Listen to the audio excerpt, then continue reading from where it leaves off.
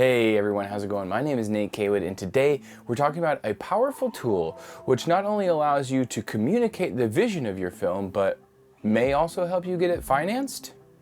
What tool am I talking about? A lookbook. Now I know what your first question is. What's a lookbook? I think a lookbook is a document that clearly communicates the story that you're trying to tell and how you envision that story being told as the director or filmmaker of the project. So why am I talking about lookbooks this week? Well, for those of you who are familiar with the channel, you'll know that I have a writing and directing partner. And early last year, we finished a screenplay, and it was a really personal story, so we wanted to direct it. We sent the screenplay out to people that we know in the industry, and we got some feedback from agents that we should create a lookbook to accompany the screenplay when it is going out to producers and financiers, with the hope of being able to hook them with the visuals and then get them to read the screenplay as a way to get the movie made. Okay, since the project that we're working on isn't currently at a place where we can share it, I asked a unbelievably talented friend of mine, filmmaker and photographer. His name is Michael Garcia. I'm gonna put a link to his Instagram in the notes. Check him out, he's amazing. He created a lookbook for me so I could share it with you guys. I'll also put a link down there to a Google Drive where you can download the PDF itself of this lookbook so you can look at it longer than just this video. Anyway, I asked Michael if he would create a lookbook for a movie that we all know and probably love. So, ladies and gentlemen, I give you what could have been the lookbook for George Lucas's Star Wars: A New Hope. Let's dive in.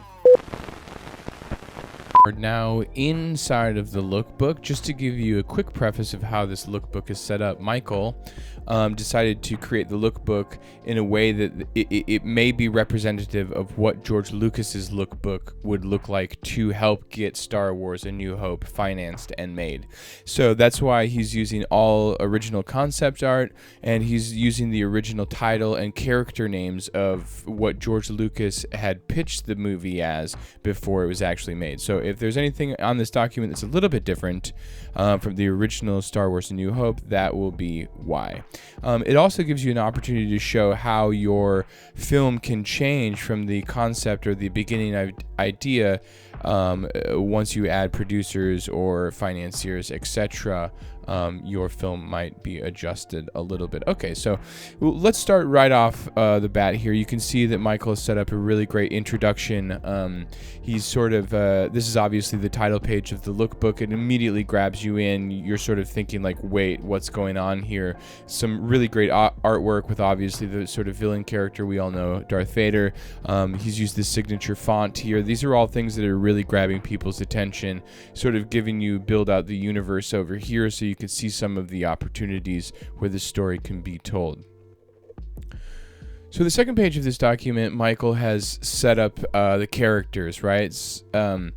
Star Wars itself is a really is a pretty narrative forward story, but the reason that we all keep coming back is because we love the characters, and so it sort of makes sense to put them up front and as close in the beginning of the document as possible, because that shows the investors, it shows the executive producers, it shows whoever that you're trying to explain this story to, that the characters are a pivotal element of this film. So I'm not going to read everything down here, but like I was saying, you can see that he was using concept art from original drawings, probably about the characters, as well as this is probably, obviously they have Harrison Ford, so maybe this was like a drawing for his possible outfit. So it has all of the lead characters' names. It gives a brief description of who they are, where they're from. It sort of gives, this is really interesting what he's set up here, is Luke Starkiller was a Tatooine farm boy who rose from humble beginnings to battle the Empire along with his friends Princess Leia and Han Solo. So he's done a really great thing here, which starts to show the relationship between the characters. So whoever is viewing this document can start to see how these people interact and what their relationships are. So that's really great. Again, I'm not going to read through each person here. I'll leave a link in the description so you can download this document yourself, so you can read over everything. Obviously, each character is just sort of giving a brief explanation as to who they are and why they're important to the story.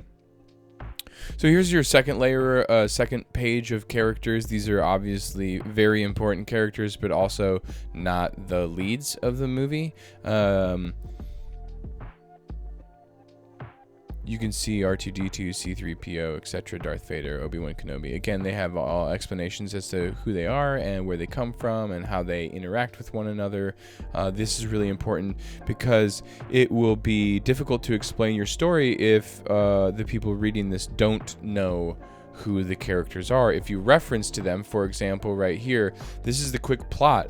This is a plot set up for the film. It makes a lot of sense to have the characters before the plot so that when you say the Imperial forces order the under the orders from cruel Darth Vader, well, now we already know who Darth Vader is because we've got him previously established in the document. So we sort of can understand the context of why these characters are R2-D2, C-3PO, etc. are important, who Luke, Starkiller, and Han Solo are. It makes it easier to understand and explore the plot by introducing the characters first. So as you can see, there's everything the way that everything is set up is that it's really poppy, right? It's really bringing you into the possibility of how this story could be told, who these characters are, and why this movie is important. What is the story? The audience that you're trying to capture here, financiers, producers, etc., are going to want to know what the story is about. You introduce who your characters are, you tell them the story. Great, so every good movie, beyond just the story that you're telling on the surface, is going to have themes and larger issues running underneath the underneath it all. So this is a really great opportunity to talk about your vision as the filmmaker, what the tone is that you want to establish, and how you will be sort of developing and explaining the story to a future audience. You know, it gives you an opportunity to talk about the greater things, good versus evil, etc. You know, the whole energy of this story, the universe that is Star Wars lives in on this page.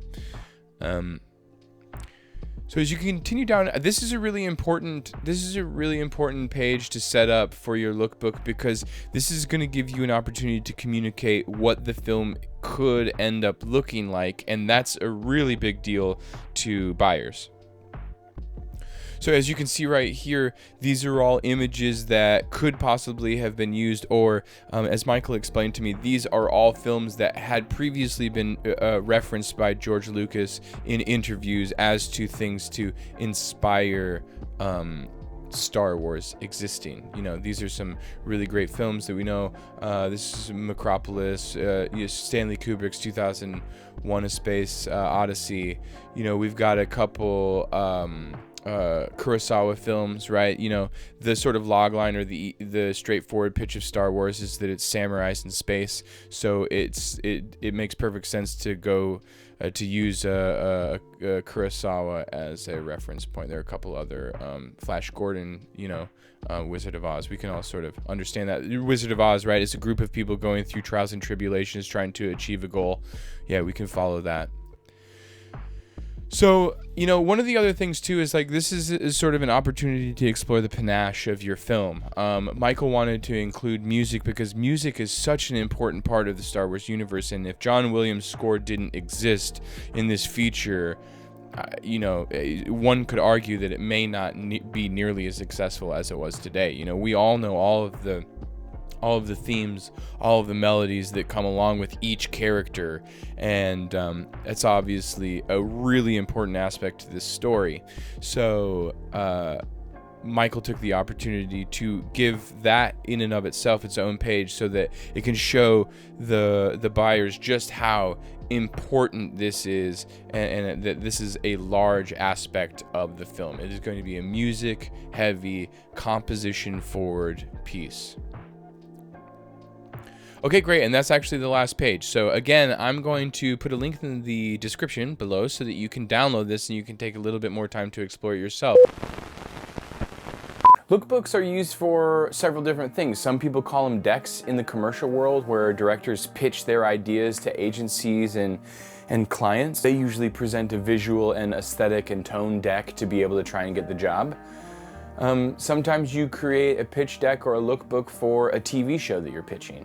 You're trying to get a project made, and there's somebody that has money to be able to make that project. and you want to hook that person as quickly and as succinctly and as like poppy and as vibrantly as possible so that they are interested in making your project. Well, maybe you're thinking like, hey Nate, I don't live in Los Angeles or New York. What is the lookbook really going to do for me? Yeah, I'm not going to be able to present it to financiers. I think that's where you might be wrong. The thing is, lookbooks are used to talk to anybody about your project. You could literally take it to people in your neighborhood, in your community, and use this as a presentation to help get financing. I think people might actually be pretty impressed if you're a young up-and-coming filmmaker and you knock on their door and say, hey, Mr. So-and-so, Mrs. So-and-so, I'd love to talk to you about an opportunity to invest in my art, and here's what it could look like. That's a pretty good pitch. And okay, that's all I got for you this week. I hope that you enjoy it. Like and subscribe, and talk to you next week. Cheers.